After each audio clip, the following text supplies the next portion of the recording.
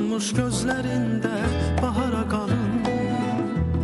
Sen mənə ötəndən, keçəndən danış, qoynuna baş vuran heç nədən danış. Nağıllı dastanlı dünyandan danış, yazdığım mahnıya bir misra salın.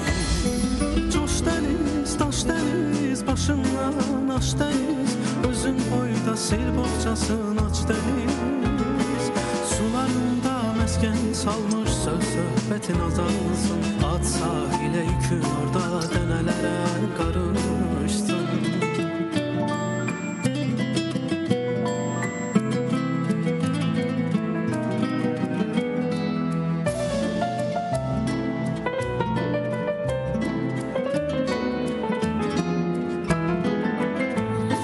Yorulsun dalgalar sahilde yatsın, ulduzlar sevgini koynunda tapsın.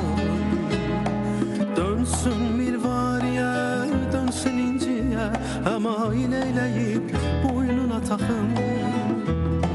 Sen mənə ötəndən, keçəndən danış, qoynuna baş vuran heç nədən danış.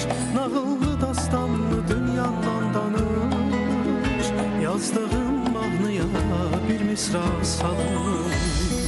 Coş dəniz, daş dəniz, başımdan aş dəniz, özün boyda sel boğçasın aç dəniz.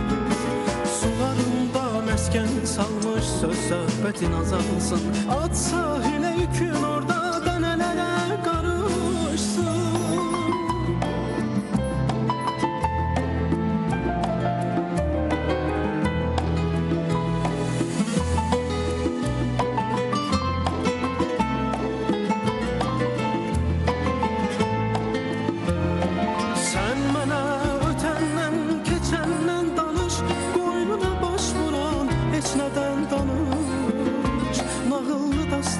Dünyandan danış, yazdığım mahnıya bir misra salın. Coş dəniz, daş dəniz, başımdan aş dəniz, özün boyda sel boğçasın aç dəniz. Sularında məskən salmış söz söhbətin azalsın, at sahilə yükün orada dənələrə qarışsın. At sahilə yükün orada